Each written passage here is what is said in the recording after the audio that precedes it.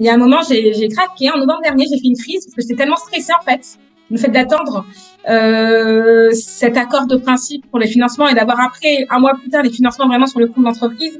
C'est une source d'angoisse. On sait qu'on a un bon projet, qu'il est, voilà, il y a du sens, mais derrière, on n'a pas forcément les fonds.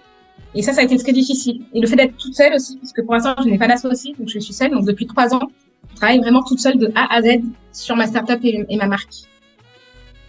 C'est, comme on dit, il va y avoir du sport.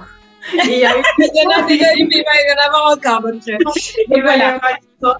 Et lorsque vous testez, voilà, lorsque les premiers produits sortent, et que vous testez, pas que vous testez vraiment, lorsque vous avez connaissance, vous avez accès à vos premiers produits, Oui. quel est le sentiment que vous avez?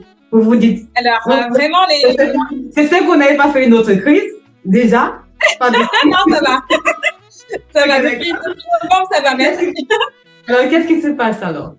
Bah alors déjà, honnêtement, quand on voit donc les échantillons, le premier prototype du soin, et on voit donc le soin notamment un des soins phares que j'ai hâte de commercialiser cet été, le spray à l'eau de riz fermenté. Donc un soin living pour hydrater, nourrir les cheveux, mais aussi voilà, aider à démêler tout type de cheveux. Donc ça c'est vraiment incroyable. Et ben quand on voit son prototype, on voit la texture, on voit que ça sent bon parce